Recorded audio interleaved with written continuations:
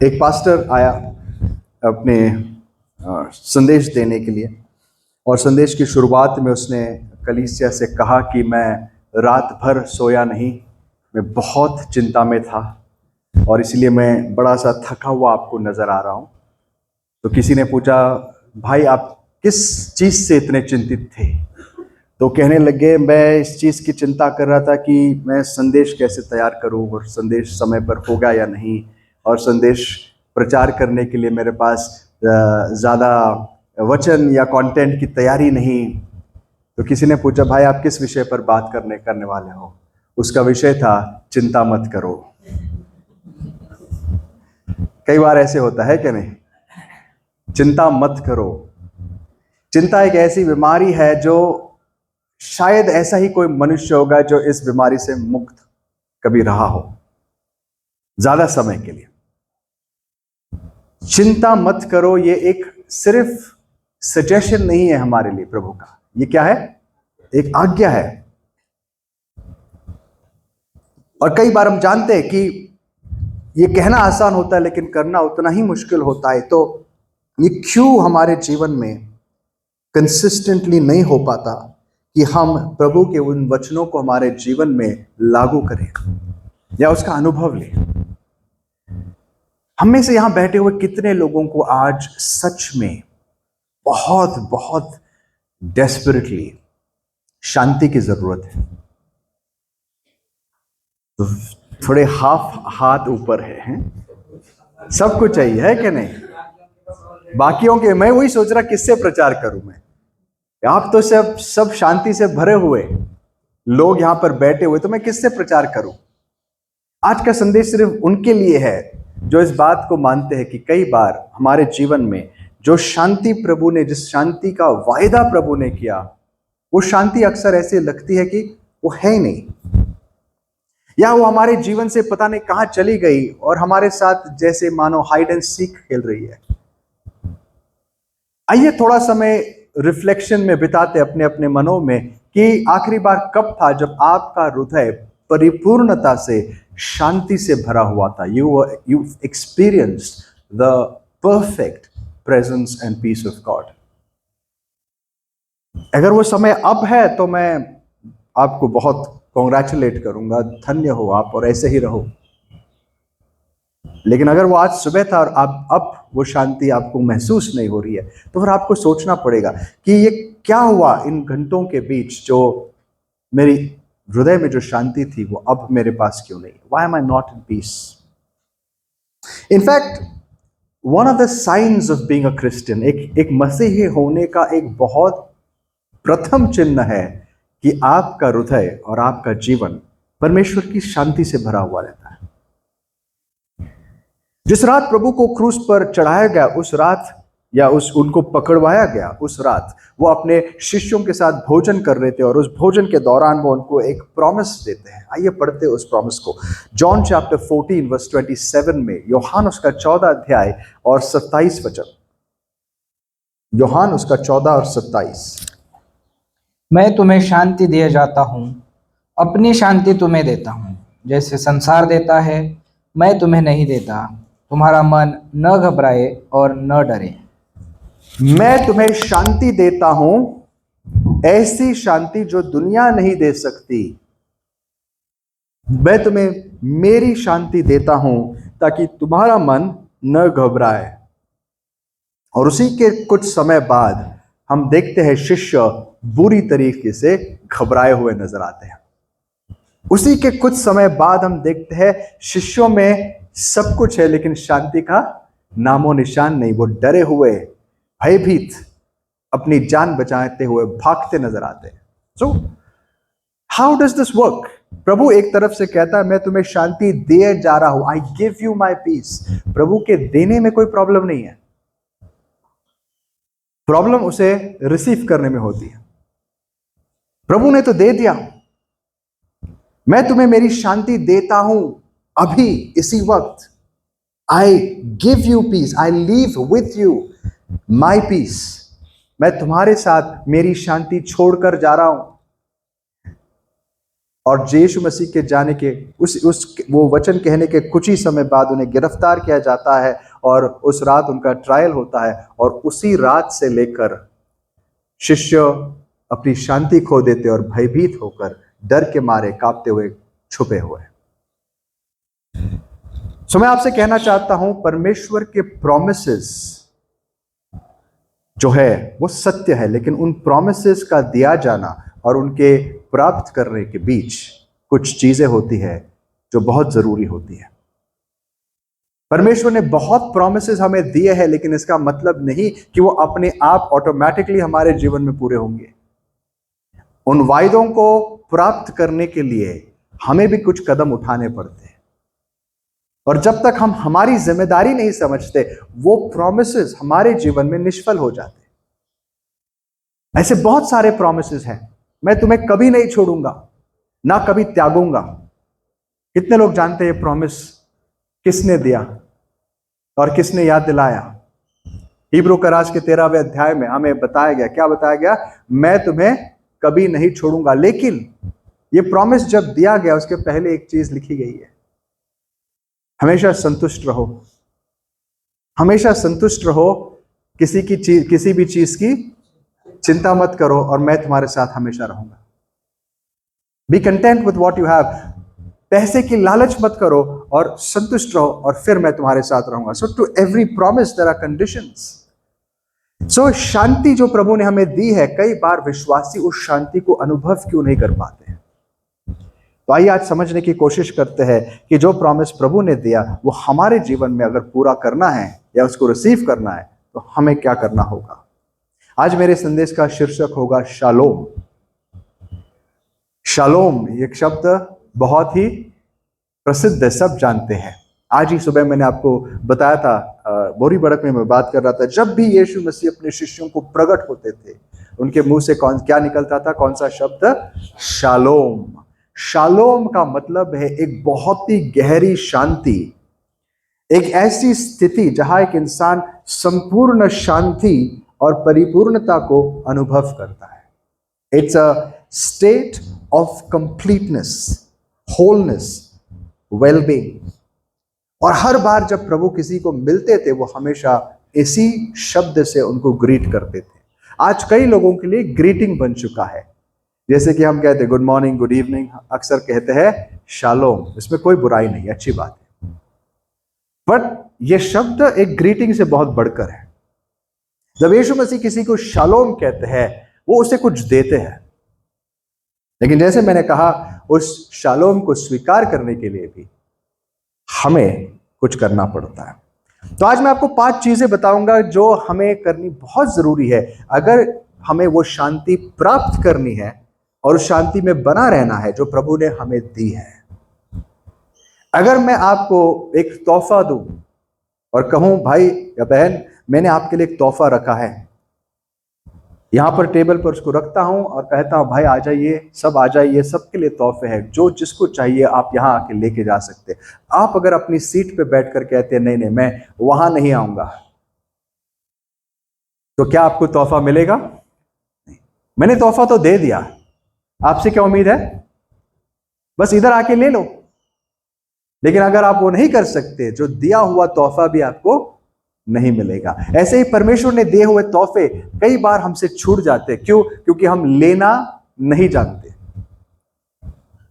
तो आइए हम सोचते हैं कि ये शांति कैसे हमारे जीवन में आ सकती है। तो सबसे पहली चीज हमें सीखना होगा, अगर हमें परमेश्वर की शांति प्राप्त करनी है तो हमें परमेश्वर की क्षमा को पहले खोजना पड़ेगा।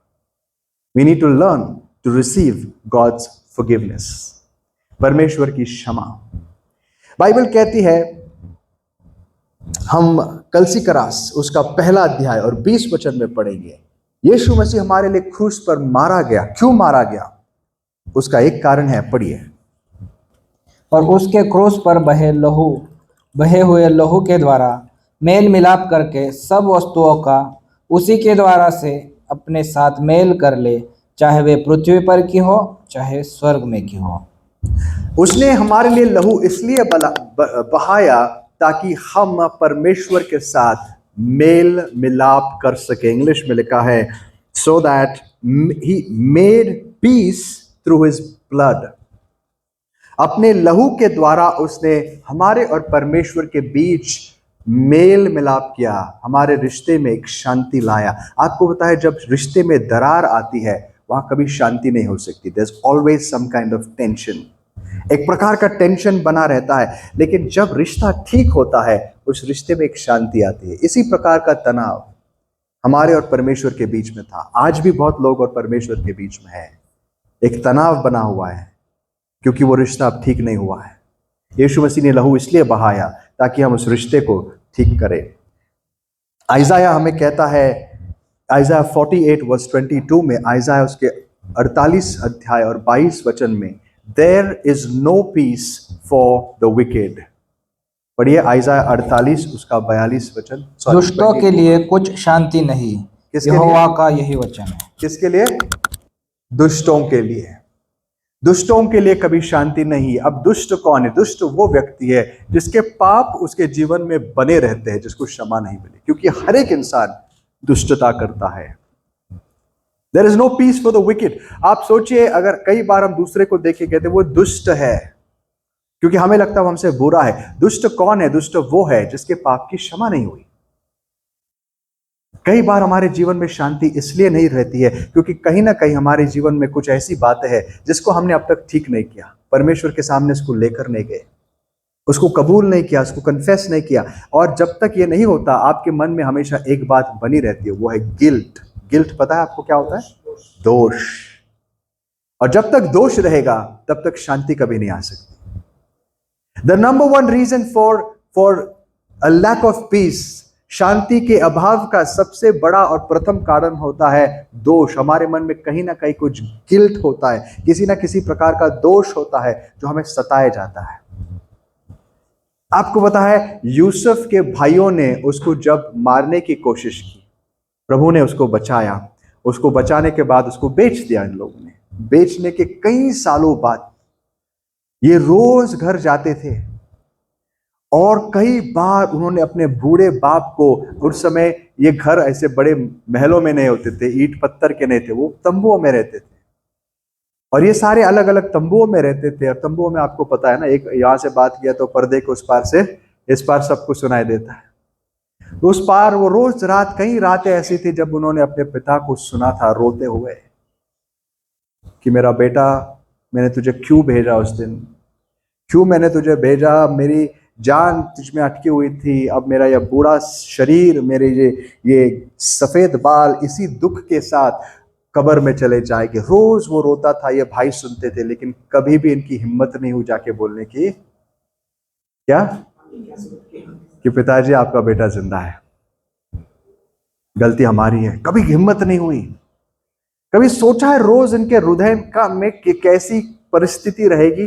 बाहर से वो अच्छा काम करते थे, खाते थे, पीते थे, लेकिन अंदर से एक बात हमेशा उनको सताती थी। और आपको पता है ये चीज उनके मन में इतनी फ्रेश थी कि उनके जिंदगी में अगर छोटी से छोटी कुछ बात हुई या कोई गड़बड़ हुई, पहली चीज आती थी कि यार मैंने कुछ तो गड़बड़ किया है, क्या हमारे भाई को मारा ना, उसकी सजा ही है। क्योंकि इसके लिए जब यूसुफ उनके सामने आता है और उस दिन जब कबूल करता है, उनको बताता है कि भाइयों मैं ही तुम्हारा भाई हूं, तो पहला विचार उनके मन में क्या आता है? या उसके पहले, मैं क्षमा चाहूंगा, उसके पहले जब वो ये सोचते हैं कि हमारे ऊपर ये झूठे इल्जाम लगाए हुए हैं, हमारे ऊपर ये सब गड़बड़ हो रहा है, हम अच्छे के लिए आए, हमारे परिवारों को बचाने के लिए आए, लेकिन हमारे ऊपर चोरी का इल्जाम लगा रहे, तो पहला विचार उनके मन में क्या आया? ये क्यों हो रहा है हमारे साथ? ये शायद इसलिए हो रहा है क्योंकि हमने हमारे भाई को सताया था। वो गिल्ट कभी उनके मन में से गया नहीं। एक इंसान जब गिल्ट लेकर, दोष लेकर जीता है ना, वो कभी शांति में नहीं रह सकता। इसके लिए सबसे पहली चीज जिसको हमें खोजनी और दूर करनी है वो क्या है? दोष। और इसी दोष को दूर करने के लिए प्रभु आया, उसने अपना लहू बहाया ताकि आप और मैं हमारे दोष से मुक्त हो सके। ये बहुत बड़ा तोहफा है जो परमेश्वर हमें देता है, एक शुद्ध विवेक, एक दोष मुक्त जीवन। सबको क्षमा मिल सकती है अगर वो क्षमा मांगे, अगर वो क्षमा प्राप्त करने की कोशिश करे। परमेश्वर ने हमें इतना बड़ा तोहफा इतनी आसानी से दिया कि इसकी आसान हमारे लिए, उसके लिए आसान नहीं था। उसको क्या कीमत देनी पड़ी वो खुद जानता है, हम बस अनुमान लगा सकते हैं।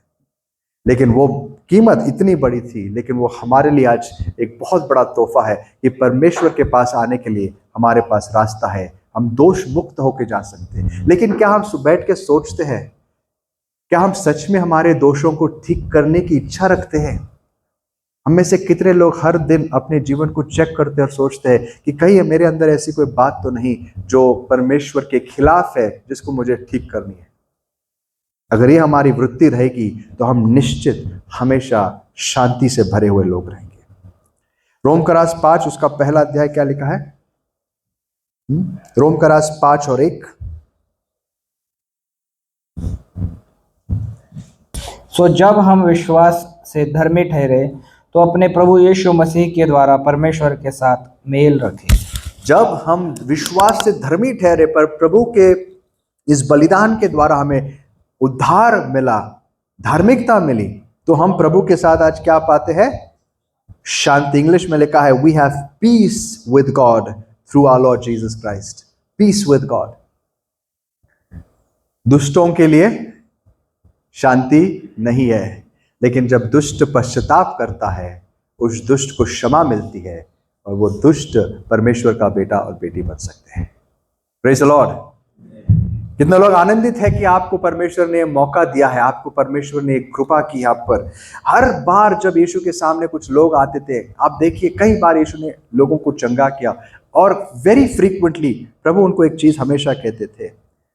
जैसे कि एक व्यक्ति जो पैरालाइज था, उसको जब प्रभु ने ठीक किया, उसको कहता है जा तेरे पाप क्षमा हुए। Next statement, go in peace. जा तेरे पाप क्षमा हुए, शांति से लौट जा। जब हमारे पाप क्षमा होते हैं, तुरंत उसका परिणाम क्या होता है हमारे जीवन में? परमेश्वर की शांति उतर के आती है। जा तेरे पाप क्षमा हुए, गो इन पीस। लेकिन अगर हम इस क्षमा को ही नहीं प्राप्त करें, तो चाहे परमेश्वर कितने ही वायदे क्यों ना करे, क्या हमारे हृदय में शांति आ सकती है? नहीं। सो पहला कदम क्या है? अगर आपको शांति प्राप्त करनी है या आपकी खोई हुई शांति लौटानी है, तो पश्चाताप करें। दाऊद ने जब पाप किया, हम सब जानते हैं, आई थिंक Psalm 34 जब वो लिखता है इस पूरी घटना को याद करते हुए, कहा मैं कई सालों, कई दिनों तक, महीनों तक मैंने मेरे दोष छुपाने की कोशिश की, लेकिन मेरे अंदर क्या था? मैं अंदर से जल रहा था, मेरी हड्डियां सड़ रही थी। सोचिए दाऊद किस प्रकार से इसको डिस्क्राइब करता है। वो इंसान जो इतना प्रभु के नजदीक था, जब उसने पाप किया, अक्सर वो बहुत ही हम्बल इंसान था, लेकिन इस बार उसको क्या हुआ पता नहीं। Psalm 32 वो कहता है कि 3 वचन में, आइए अगर आपके पास खुला है तो पढ़े भाई। भजन संहिता 32 और उसका 3 वचन। जब मैं चुप रहा तब दिन भर कराहते कराहते मेरी हड्डियां पिघल गई, और क्योंकि रात दिन मैं तेरे हाथ के नीचे दबा रहा। हाँ। और मैं तेरी तरावट धूप काल की सी झुर्राहट बनती गई। ये उसके कॉन्शियंस की बात कर रहा है। वो परमेश्वर का हाथ उस पर भारी था, उसके कॉन्शियंस में प्रभु उसको वो कन्विक्ट कर रहा था। इतने महीनों तक वो अपने गुनाह कबूल करने के बदले छुपाने की कोशिश कर रहा था, उसकी हड्डियां सड़ रही थी। और फिर उससे जब सहा नहीं गया, एक दिन नथान उसके पास आकर जब ये बात करता है, 5 वचन में क्या क्या लिखा है? फिर और जब मैं अपना पाप तुझ पर प्रकट किया और अपना अधर्म न छिपाया और कहा मैं यहोवा के सामने अपने अपराधों को मान लूंगा, तब तूने मेरे अधर्म और पाप को क्षमा कर दिया। और उसके बाद इस कारण हर एक भक्त तुझसे ऐसे समय में प्रार्थना करे जबकि तू मिल सकता है।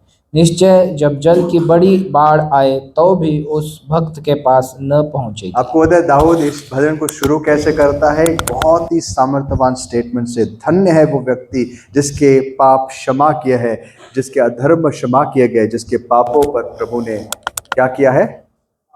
छुपा दिए हैं, जिसके पाप उसके खिलाफ नहीं गिनता। दाऊद को उस दिन समझ में आया पाप की क्षमा कितनी बड़ी एक चीज होती है। Genuine forgiveness of since. जब एक इंसान का हृदय साफ हो जाता है, उसका दोष निकाला जाता है।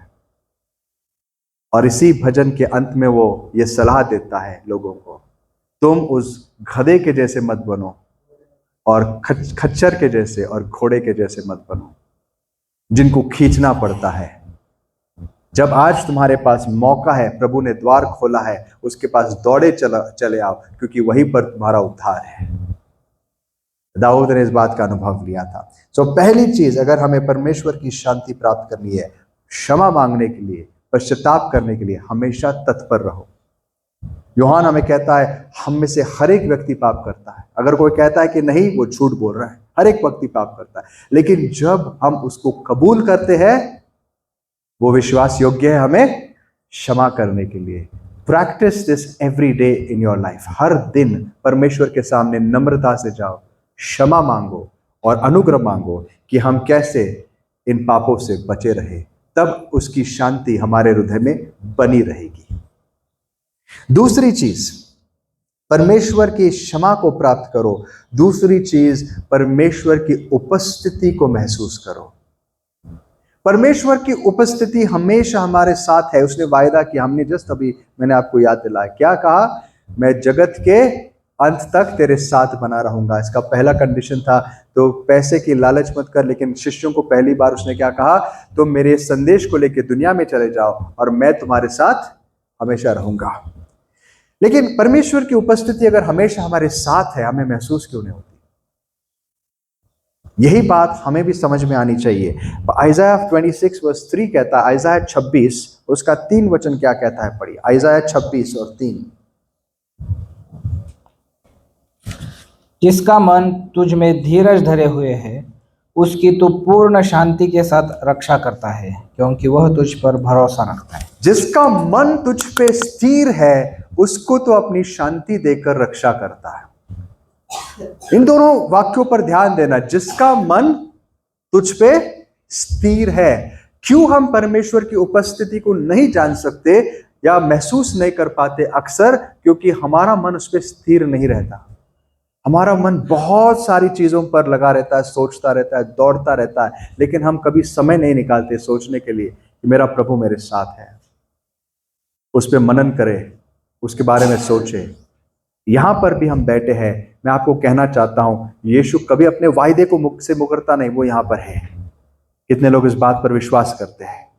It's a promise. मैंने आपको कहा था, ये प्रॉमिस है उसका, वो वायदे इसको नहीं तोड़ता। जहां 2 या 3 मेरे नाम से जमा है, मैं वहां पर हाजिर हूं।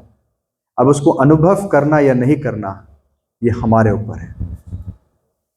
आज सुबह मैं यीशु के पुनरुत्थान के ऊपर बात कर रहा था। वो 2 शिष्य जो एमाउस के रास्ते पर वापस जा रहे थे, उनके साथ यीशु था, लेकिन उनको पता नहीं था। लेकिन जब यीशु उनसे बातें करने लगा, कुछ ना कुछ उनके हृदय में होने लगा, उनको धीरे से उसकी उपस्थिति का एहसास होने लगा, लेकिन आंखें बंद थी। और उस लंबे सफर के बाद, उस पूरी बाइबल स्टडी के बाद, जब वो घर में बैठकर उसके साथ रोटी तोड़ते हैं, तब उनकी आंखें खुलती है और उनको पता लगता है, यार ये जो हमारे साथ इतनी देर से बात कर रहा था, वो हमारा प्रभु था।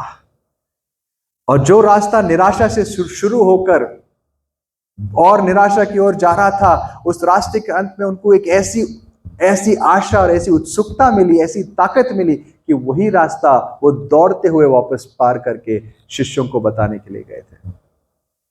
जब यीशु हमारे साथ चलता है, हर निराशा आशा में बदल जाती है। जब उसकी उपस्थिति होती है, when you realize that God is with you, जब आपको उसकी उपस्थिति का एहसास होने लगता है, आपकी हर चिंता दूर होती है। आपकी हर चिंता दूर होती है जब वो आपके साथ, ये एहसास आपको होता है।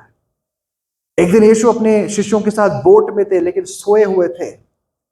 और क्योंकि सोए हुए थे, उन एक्टिविटी नहीं थी प्रभु की, तो शायद शिष्यों ने ध्यान नहीं दिया होगा, यार यीशु हमारे साथ है।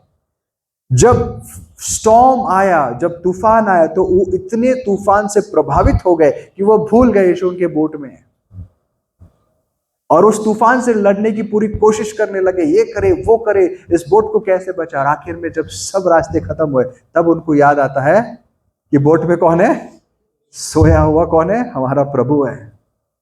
कई बार ऐसे होता है, यीशु हमारे साथ ही होता है, लेकिन ऐसे नजर आता है जैसे सोया हुआ है। हम छोटी सी छोटी बातों में चिंतित होते, यीशु तूफानों में सोने वाला परमेश्वर है। जब वो इंसान बना, ऑफकोर्स वो आज सोता नहीं है। वो हमें यही कहता है, अगर तुम मेरी उपस्थिति को जानो, तुम भी इस तूफानों के बीच में आराम से सो सकते हो। और उन्होंने जब प्रभु को उठाया, तब प्रभु ने उस तूफान को डांटा और कहा चुप, और एक क्षण में सारा तूफान शांत हो गया और सारे अचंभित हो गए और एक दूसरे से पूछने लगे, ये कौन है जिसकी बातें सृष्टि भी सुनती है। बाइबल कहता है उसकी उपस्थिति को पहचानना सीखो। भजन संहिता 46 साम 46 वर्स 1 पढ़े और उसके बाद 8 से आगे पढ़े। साम 46। परमेश्वर हमारा शरण स्थान और बल है। परमेश्वर हमारा कौन है? शरण स्थान है और बल है। और आगे संकट में अति सहज से मिलने वाला सहायक है। Ever present help in trouble. और दूसरे वचन में लिखा है, इसलिए हमें, देखो, जिस व्यक्ति को यह पता है कि परमेश्वर उसका शरण स्थान है, उसको किसी बात का डर नहीं लगता। लेकिन जो इंसान इस बात का अनुभव नहीं लेता कि प्रभु मेरे साथ है, उसको हमेशा डर रहता है कि मेरे साथ क्या होगा, कल क्या होगा, कल मेरे जिंदगी में क्या आएगा, मुझे पता नहीं। ये पूरा भजन आप घर पे जाके इसके ऊपर मनन करना, आज रात सोने के पहले इस साम 42 पर मेडिटेट करना, ध्यान से सोचना, क्या क्या एक एक शब्द सोचना, क्या लिखा है इसका। आगे लिखा है, अगर समुंदर भी क्या होगा, अगर पहाड़ भी समुंदर के बीच में आके गिरेगा और उसकी लहरें ऊंचाई तक उठेगी, तो भी मैं नहीं डरूंगा। बाय द वे, यही वो साम है जो यीशु के चलने का, पानी पर चलने का एक चित्र था। It's a prediction. जब यीशु पानी पर चल रहा था, वो एक प्रकार से अपने शिष्यों को इसी भजन की याद दिला रहा था, मैं वो हूं जो तूफानों में भी पानी पर चलता हूं। क्या लिखा है उसमें? आगे लिखा है, वर्स 8 से पढ़िए। आओ यहोवा के महाकर्म देखो कि उसने पृथ्वी पर कैसा कैसा उजाड़ किया है। वह पृथ्वी की छोर तक लड़ाइयों को मिटाता है। वह धनुष को तोड़ता है और भाले को 2 टुकड़े कर देता है और रथों को आग में झोंक देता है। चुप हो जाओ और जान लो कि मैं ही परमेश्वर हूँ। मैं जातियों में महान हूँ, मैं पृथ्वी भर में महान हूँ। चुप हो जाओ और जान लो कि मैं ही परमेश्वर हूँ। काश हम इस बात को और भी गंभीरता से ले, बार बार करे, अपने आप को याद दिलाए, शांत हो जाए, हमारे सारे विचारों को एक तरफ रखकर शांत हो जाए और याद दिलाए कि हमारा परमेश्वर कौन है जो हमारे साथ है। अगर ये एक बात हम करना सीखे ऑन अ रेगुलर बेसिस, परमेश्वर की उपस्थिति, यहाँ मैंने शुरुआत में आपसे रिक्वेस्ट किया था कि हम यहाँ आए और क्या करें, प्रार्थना करें। उसका एक कारण यह है कि कई बार जब हम आते हैं, हम इतनी चिंताओं को लेकर आते हैं और फिर सडनली मैकेनिकली हम अपने सर्विस को शुरू कर देते हैं। हम प्रार्थनाएं करते हैं, गीत गाते हैं, संदेश सुनते हैं, सब कुछ करते हैं और वापस चले जाते हैं। और कई बार हमारे पास समय नहीं होता एहसास दिलाने के लिए, अपने आप को याद दिलाने के लिए कि हम किसकी उपस्थिति में आए हैं, परमेश्वर की। बी स्टिल, थोड़ा समय शांत बिताओ ताकि तुम जान सको कि तुम यहोवा की उपस्थिति में हो। Experience, recognise his presence. Psalm 23, Dawood famous साम उसका है। क्या कहता है वो मुझे हरी हरी चराइयों में चराता है। यहोवा चरवाहा है मेरा, मुझे किसी चीज की घटी नहीं होगी। वो मुझे हरी हरी चराइयों में चराता है। कभी सोचा है ये पूरा साम दाऊद ने कैसे लिखा? ये उसके पूरे विजुअलाइज्ड एक चित्र है जो परमेश्वर उसके जीवन में उसको कैसा दिखता है। He took the time to dwell on it. उसके पास समय था भेड़ों के साथ बैठते हुए, अपनी भेड़ों को देख के कहता था, यार इन भेड़ों को अगर मैं इतना संभालता हूं तो मेरा परमेश्वर मुझे कैसा संभालता होगा। मैं भी इस भेड़ के जैसा हूं और वो मेरा चरवाहा है। मैं अपनी जान पर खेर कर इन पे आंच नहीं आने देता हूं और ये तो सिर्फ भेड़ है। क्या मेरा परमेश्वर मेरी चिंता नहीं करेगा? वो मुझे हरी हरी चराइयों में चराता है, क्योंकि दाऊद खुद यह करता था। देखो, अपने काम को भी लेकर किसके ऊपर मनन करता था? अपने काम को लेकर परमेश्वर पर मनन करता था। So let not your work be an excuse. आपका काम कभी एक बहाना ना बने। आप कुछ भी करते होगे, ये बहुत संभव है और हम सब कर सकते हैं कि जहां है जैसे है हम हमारे परमेश्वर के बारे में सोच जरूर सकते हैं। जब आप रास्ते पर चलते हो, क्या आप प्रभु के बारे में सोचते हो? जब आप कुछ काम करते हो, कई बार प्रभु के बारे में सोचते हो या दुनिया की किसी व्यर्थ चीज पर मनन करते हो? यही डिसाइड करता है हमारा मन उस पर है या किसी और चीज पर। सो ये दूसरी चीज है, अगर हम हमारा मन उस पर लगाए और उसकी उपस्थिति को पहचानने की कोशिश करें, हम शांति से भरे हुए रहेंगे। तीसरी चीज, remember the principles of God. अपने आप को परमेश्वर के रास्ते याद दिलाए, अर्थात उसकी आज्ञा, उसका वचन। भजन संहिता 119, भजन संहिता 119 और 165, 119 वर्स 165। आइए पढ़ते हैं क्या लिखा है, दाऊद क्या कहता है। तेरी व्यवस्था से प्रीति रखने वाले को बड़ी शांति होती है और उनको कुछ ठोकर नहीं लगती। किसको शांति होती है? तेरी व्यवस्था से प्रीति रखने वालों को बहुत शांति मिलती है। Those who love your word. Now, व्यवस्था से प्रीति रखने का मतलब यह नहीं कि मुझे संदेश सुनने अच्छे लगते हैं। ये दोनों बहुत अलग चीजें हो सकती है। कई बार हमें संदेश सुनने अच्छे लगते हैं, लेकिन दाऊद जब बात कर रहा था व्यवस्था से प्रीति रखने की, वो संदेश नहीं सुन रहा था, वो यहोवा की आज्ञाओं को पढ़ता था और वो इसलिए पढ़ता था कि उसको अपने जीवन में वो कैसे लागू करे। He always thought of the commands of God to obey them, उसको पूरा कैसा करे।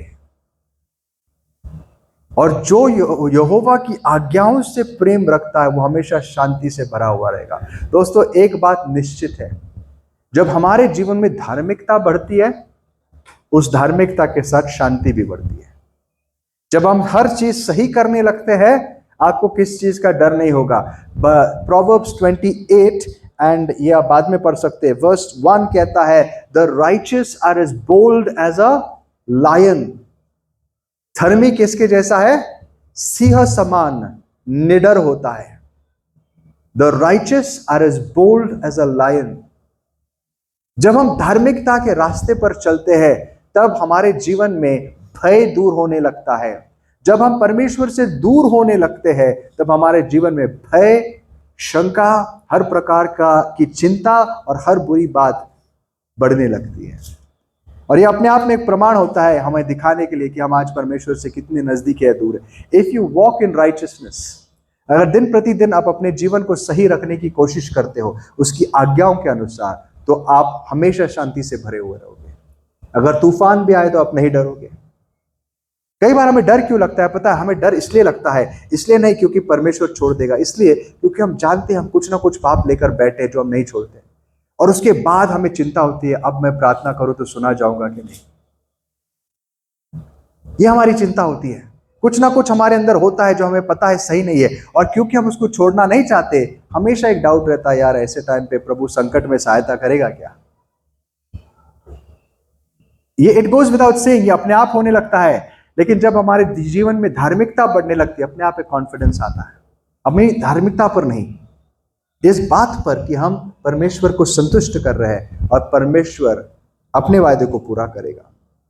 सो याद रखना, इसीलिए दाऊद हमेशा कहता था, मैं तेरे वचनों पर मनन करता हूं ताकि उनको पूरा कर सकूं, तेरे वचनों से मैं प्रेम करता हूं।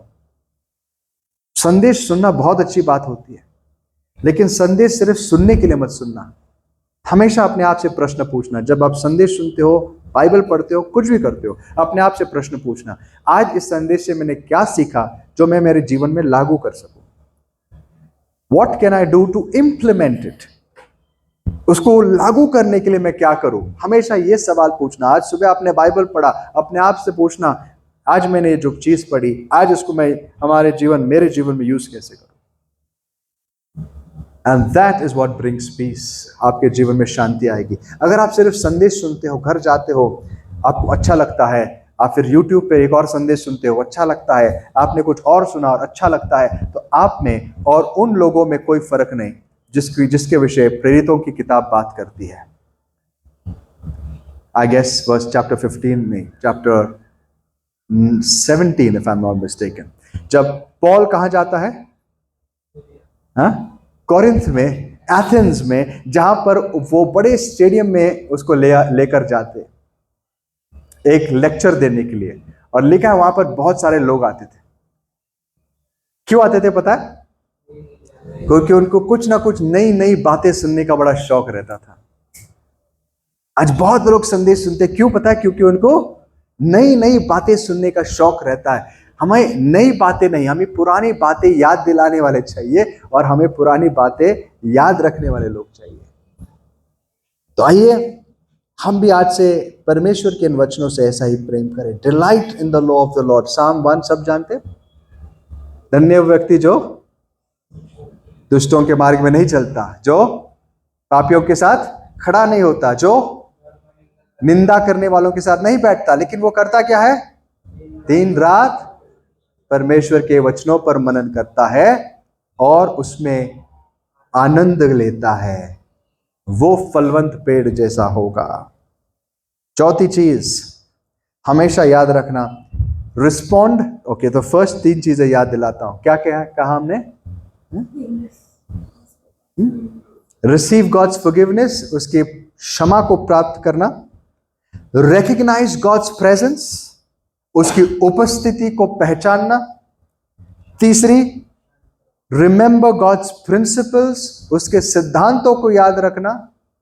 और चौथी चीज, रिस्पॉन्ड टू गॉड्स प्लान, परमेश्वर की योजनाओं को प्रतिसाद देना। देखो, एक इंसान शांति में तब भरा रहता है जब वो अपने जीवन का मकसद उसको मिल जाता है। पॉल ने अपने जीवन में शारीरिक तौर से क्या कुछ नहीं सहा, मुझे बताइए। उसने जो सहा, ये चीज किसी भी इंसान को तोड़ के रख देगी। जरा सोचिए, आज आप उठते हो, आपको पता नहीं आपके साथ क्या होगा। आपको कौन आके मारेगा, आपको कौन जेल में डालेगा, आप पे कौन क्या इल्जाम लगाएगा, आपकी हत्या कौन करना चाहेगा। और ये नहीं तो नेचुरल चीज है, बीमारी से जूझ रहा है। चलो, बीमार एक तरफ से है, लेकिन अब तो परमेश्वर की सेवा करने गया, एक्सीडेंट हो जाता है। कितनी बार?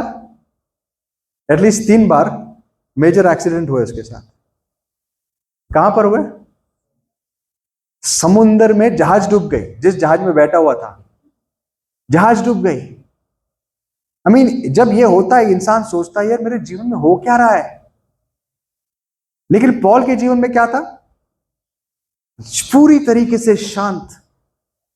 He was the epitome of peace। उसको देखकर ऐसा लगता है दूसरे प्रेरित होते थे। और उतना ही नहीं, उसको अगर जेल में डाल दिया, जंजीरों में बांध कर रख दिया, हाथ पैर बांधे हुए, तो वहां उसके अंदर से ऐसे गीत निकलते, वहां पर उतना आनंद होता था कि वो गीत गाने लगता था। हमारे साथ उल्टा होता, हमारे अंदर कई बार बोझ होता और बोझ से हम ही गाते हैं, because we have to sing. है कि नहीं? हाँ ना, सच बताइए। गाते वक्त भी बड़ा बोझ महसूस होता है, लेकिन गीत क्या होते हैं? जो अंदर के आनंद को उमड़ते हुए प्रकट करते हैं। That's Joy. उसके पास ना कोई इंस्ट्रूमेंट था, ना कुछ था। अंदर जेल में, सड़ाहट में, उस बदतर सिचुएशन में, बदबू है, वहां पर पता नहीं कितने सांप बिच्छू क्या और हो गए, उसके बीच पे उसको गाने का मूड है। अब वो ऐसे नहीं गा रहा था, चलो आज लेट्स सिंग, अभी गाना पड़ेगा यार, क्या करें। नहीं, इट केम आउट नेचुरली।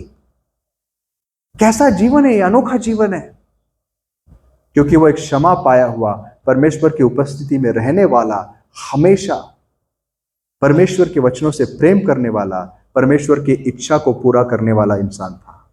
उसके जीवन का मकसद ही था, मैं परमेश्वर का इच्छा करने के लिए जी रहा हूं।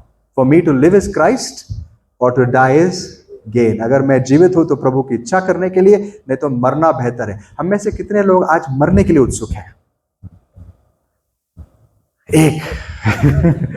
एक ही भाई। हा? मैं कहना चाहता हूं, अगर आज मुझे ऑफर मिले तो आज मैं जाने के लिए खुश हूं। बस मैं हूं इसलिए ताकि मैं मेरी जिम्मेदारियां पूरी करूं। मेरा परिवार है, अगर प्रभु चाहता है सेवा करे तो वो सेवा करनी है। बट अगर आज मुझे पूछे तो क्या करना है, आज मुझे ऑफर मिले तो मैं प्रभु के पास जाने के लिए उत्सुक हो। नहीं रहना मुझे इस दुनिया में, आपको रहना है। कुछ लोग बोले थोड़ा और समय ब्रदर, हमने देखा ही क्या है, बस 50 साल का तो हूं मैं। थोड़े और जवान रहेंगे तो बोलेंगे आपने तो दुनिया देखी, हमको और थोड़ा देखने दो। मैं सारे जवानों को बताना चाहता हूं, इस दुनिया में देखने लायक कुछ नहीं है। क्या सारे बुजुर्ग अग्री करते हैं? हाँ, कुछ नहीं है देखने लायक। जो भी देखोगे आप रिग्रेट करोगे दुनिया में। इच्छा भी मत रखो आने सालों के बाद। देखो, जब आप दूसरे के एक्सपीरियंस से कुछ सीख सकते हैं ना, क्यों वापस ठोकर खाना है? दूसरों के एक्सपीरियंस से कुछ सीखते, क्यों खुद मार खा के सीखना है?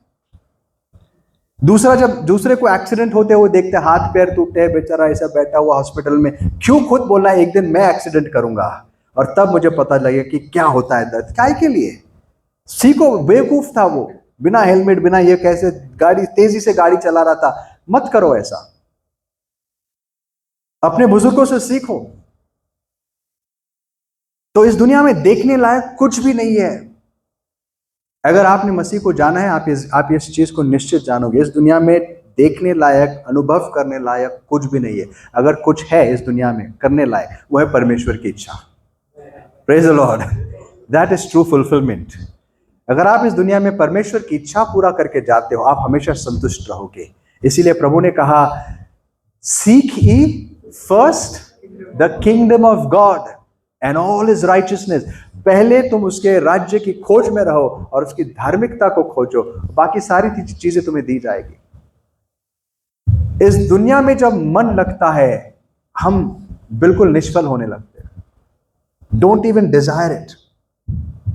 तो पॉल क्यों शांति से भरा हुआ था? बिकॉज हर दिन उसको पता था, आज मैंने प्रभु की इच्छा पूरी की है। काश मैं ये कह पाता। आज मैं नहीं कह सकता कि मैं पॉल जैसा ये कहूंगा। I intend to do it. मैं चाहता हूं कि हर दिन समाप्त होते मैं कह सकूं, प्रभु आज मैंने आपकी इच्छा पूरी की है। अनफॉर्चुनेटली हम कई बार उसको मिस कर देते हैं। बट मैं उठता हूं अगले दिन, कहता हूं प्रभु आज कोशिश करूंगा, आज आपकी इच्छा पूरा करूं। और जब इसको हम पूरा करते हैं, तब हमारे जीवन में हमेशा शांति बनी रहती है। Don't pursue worldly gain. दुनिया में कोई भी चीज परस्यू मत करो। करियर जरूरी होते हैं, लेकिन इसलिए करो क्योंकि आपको यहां पर रहना है कुछ समय के लिए। आपको अपने परिवार को संभालना है, जिम्मेदारी पूरी करना, दैट्स इट। उसको अपना एम्बिशन मत बनाओ। दुनिया में बहुत कुछ कमाने की, रखने की इच्छा मत रखो। आपको पैसों की जरूरत है इस दुनिया में जीने के लिए, प्रभु देगा। जितना चाहिए उसमें संतुष्ट रहो, लालसा मत करो, कभी शांत नहीं रहोगे। लेकिन अगर ये सब एक तरफ रख के आप परमेश्वर की इच्छा पूरा करने की कोशिश करोगे, तो ये तो ऐसे ही मिलेगा, लेकिन आपके मन में हमेशा शांति भी रहेगी। परमेश्वर की कृपा और उसकी आज्ञा, उसकी शांति आप में बनी रहेगी। So respond to God's plan and finally request for his provision. उसके प्रोविजन के लिए, कि वो आपको आपकी जरूरतों के लिए आप मांगे। सो अर्थात प्रार्थना करें। प्रेयर एक बहुत ब्यूटीफुल गिफ्ट है। आपको पता है, प्रेयर के विषय मैंने पिछले बार बताया, जब प्रार्थनाओं का जवाब मिलता है, वही अपने आप में हमारा आनंद पूरा करती है, बराबर है। लेकिन प्रार्थना का एक और साइड इफेक्ट है जो बहुत जरूरी है। प्रार्थना शांति का एक जरिया होता है। जब भी आप चिंतित होते हो, जब भी आप बोझ से दबे हुए रहते हो, आप प्रार्थना करिए, और प्रार्थना के अंत में अगर आपको शांति महसूस होती है, इसका मतलब है प्रभु ने आपकी प्रार्थना सुन ली। It's one of the most beautiful effects of prayer, कि जब आप प्रार्थना करते हो, आप उस शांति को फिर से पा सकते हो। जिंदगी में बहुत चिंताएं होती है। चिंता हर एक इंसान के पास होती है। चिंता पता है क्या है? चिंता इज फेथ इन रिवर्स। विश्वास का उल्टा चिंता होती है। विश्वास क्या करता है? सब उम्मीद रखता है कि अच्छा होगा। चिंता क्या करती है पता है? चिंता हर परिस्थिति में सबसे बुरा क्या होगा उसके बारे में सोचती है। It aspects the worst. चिंता वो होती है जब हम सोचते हैं कि यार ये नहीं, ये बुरा होगा। जब दो ऑप्शन रहेंगे, अच्छा भी हो सकता है, बुरा होगा, चिंता आपको क्या सोचने को लगाती है? बुरा ही होने वाला है, ये खराबी होने वाला है, मेरे साथ कुछ गड़बड़ी होने वाली है। और चिंता वो चीज है जो करती कुछ नहीं है। आप कभी रॉकिंग चेयर पर बैठे हो? कितने लोग बैठे रॉकिंग चेयर पर? हाँ, मजा आता है ना। रॉकिंग चेयर वो है जो आपको कुछ ना कुछ ऐसा महसूस करता है कि आप कुछ कर रहे हो, लेकिन वो आपको कहीं लेके नहीं जाता। आप कुछ ना कुछ कर रहे हो लेकिन कहीं लेके नहीं जाता, वहीं पर हो। वैसी चिंता होती है, चिंता कर करके इंसान लगता है बहुत कुछ कर रहा, बहुत बोझ लेके बैठा, लेकिन होता कुछ नहीं है। चिंता आपको क्या करती है पता है? चिंता, कल हम सबको क्रेडिट लेने की आदत बहुत है, लोन्स है क्या ना दुनिया में। चिंता भी एक प्रकार का लोन है। कल की जो तकलीफ है वो आज मांग के लेते हैं, जो कल चीजें होने वाली है उसको आज हम अपने ऊपर लेके सोचते बैठते हैं। देखो, चिंता हम किसके बारे में करते हैं? कुछ ना कुछ बुरा है उसके बारे में, बराबर। जब कुछ बुरा होने वाला है उसके दो ऑप्शंस होते हैं, या तो होगा नहीं तो नहीं होगा। अगर वो कल बुरा हो जाता है और आज हम चिंता करते हैं, तो हम क्या करते हैं पता है? दो बार अपने आप को सजा देते हैं। कल भी हम चिंता कर रहे थे और जिस चीज की चिंता थी आज हो भी गया, तो डबल पनिशमेंट हो गया। और कई बार जिसकी चिंता करते वो होता नहीं है, मतलब जो नहीं सहना चाहिए था उसको भी सह लिया। We just punish ourselves। उससे अच्छा क्या करो? हर चिंता को क्या करो? प्रार्थना में बदल दो। बहुत फेमस स्क्रिप्चर है, सब जानते होंगे, पॉल ने लिखा है। कहां लिखा है? फिलिपियंस 4:4-6। क्या लिखा है? किसी भी बात की, पहले तो वो कहता है आनंदित रहो, प्रभु में हमेशा आनंदित रहो। फिर से मैं कहता हूं आनंदित रहो। फिर वो कहता है किसी भी बात की चिंता मत करो, किसी भी बात की चिंता मत करो, लेकिन आपकी सब विनतियों को लेकर परमेश्वर के पास जाओ और क्या करो? धन्यवाद के साथ अपनी विनतियां उसको प्रस्तुत करो, और तब परमेश्वर की शांति तुम्हारे हृदय को संभालेगी। तो हमारे पास ये भी रास्ता प्रभु ने दिया है। अगर हमें पाप की क्षमा मिली है, अगर हम उसके उपस्थिति को अक्सर पहचानते हैं, अगर हम अब उसके वचनों पर चलने की कोशिश करते हैं, अगर हम उसकी इच्छा भी करने की कोशिश कर रहे हैं, लेकिन फिर भी संकट आ सकते हैं हमारे जीवन में, तब क्या करो? प्रार्थना करो।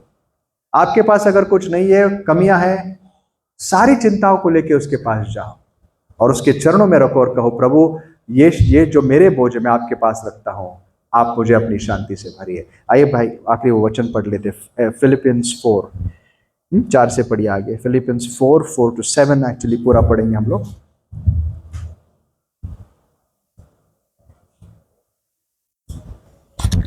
प्रभु में सदा आनंदित रहो। मैं फिर कहता हूँ आनंदित रहो। तुम्हारी कोमलता सब मनुष्यों पर प्रकट हो। प्रभु निकट है। किसी भी बात की चिंता मत करो, परंतु हर एक बात में तुम्हारे निवेदन, प्रार्थना और विनती के द्वारा धन्यवाद के साथ परमेश्वर के सम्मुख उपस्थित किए जाएं। तब परमेश्वर की शांति जो समझ से बिल्कुल परे है तुम्हारे हृदय और तुम्हारे विचारों को मसीह यीशु में सुरक्षित रखेगी। जब तुम ये करते हो, अपनी चिंताओं को प्रार्थना में बदलते हो, तो परमेश्वर की शांति तुम्हारे हृदय को संभालेगी। प्रे, प्रार्थना बहुत सुंदर चीज है जिसको हम अक्सर इग्नोर करते हैं। अपने बोझ, अपने संकट उसके चरणों में लेकर जाओ ताकि वो तुम्हें अपनी शांति से भरे। तो आइए इन चीजों को याद रखते हैं। यीशु मसीह ने तो अपना वायदा पूरा किया है। उसने हमें कहा तुम्हें मैं अपनी शांति दिया जाता हूं, ऐसी नहीं जैसी दुनिया देती है, लेकिन वो शांति जो मुझसे आती है। लेकिन इस शांति को प्राप्त करने के लिए हम क्या करें? आइए रोज अपने जीवनों को परखें, अपने पापों को कबूल करके क्षमा पाए, उसकी उपस्थिति को रिकग्नाइज करें, जाने कि वो हमारे साथ है। याद दिलाते रहिए कि आप किसके संतान हो, आपके साथ कौन है, आपका पिता कौन है, वो आपकी चिंता करता है। याद दिलाइए अपने आप को उसके रास्ते और उसके ऊपर चलने की कोशिश करें कि जहां जहां आपको लगता है परमेश्वर के खिलाफ हम जा रहे हैं, अपने चाल को बदलने की कोशिश करें, उससे मांगे, उसकी योजनाओं को अपने जीवन में पूरा करें। Seek God's plan, all young people and old। आप ये मत सोचे कि दुनिया में आप क्या हासिल करोगे, ये सोचे कि प्रभु में मैं क्या हासिल करूंगा। प्रभु की जो योजना है क्या उसको मैंने पाया है? मैं यहां पर प्रभु की सेवा करने आया हूं, मनुष्य की नहीं। और फिर अपनी विनतियों को, इसके अलावा बहुत सारी और चिंताएं हमारे जीवन में है, वो परमेश्वर के सामने लाओ। हर चीज में प्रार्थना करो, छोटी सी छोटी बात। हर एक इंसान डर जाता है दोस्तों। मैं मैं कई बार परेशान होता हूँ, आप परेशान होते हैं, अच्छे से अच्छे लोग अपने जीवन में भय, एंजाइटी, इन चीजों का अनुभव करते हैं। पॉल खुद कहता है कई समय समय पर उसको भी भय लगता था, लेकिन वो हमेशा जानता था भयभीत से परिस्थिति में क्या है, हमारे पास एक हथियार है। क्या करें? प्रार्थना। प्रार्थना करें। हिजकिय्याह राजा के सामने जब इतनी बड़ी सेना आके खड़ी हो गई, उसके पास करने के लिए कुछ ऑप्शन ही नहीं था, खत्म हो चुका था। जो दुश्मन ने बड़े बड़े थ्रेट्स उनको दिए थे, लिखकर वो लाया था, कहाँ लेकर गया? परमेश्वर के मंदिर में खोल के रख दिया। कहा प्रभु तू जानता है ये तेरे खिलाफ क्या बात कर रहा है, ये ले उसके थ्रेट्स, तेरे चरणों में लाके मैं छोड़ देता। और आइजाया से संदेश आता है, क्या आता है?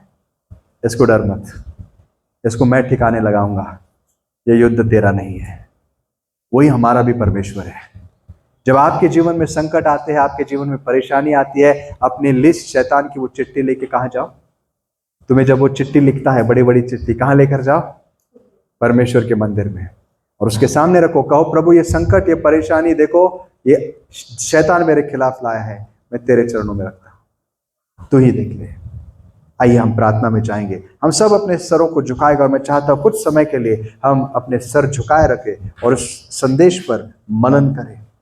अपने हृदयों को जांचे और पूछे अपने आप से कि क्या आज मेरे जीवन में वो शांति है जिसका वायदा प्रभु ने मुझे दिया है, और अगर नहीं तो उसके विषय आज दुआ करें।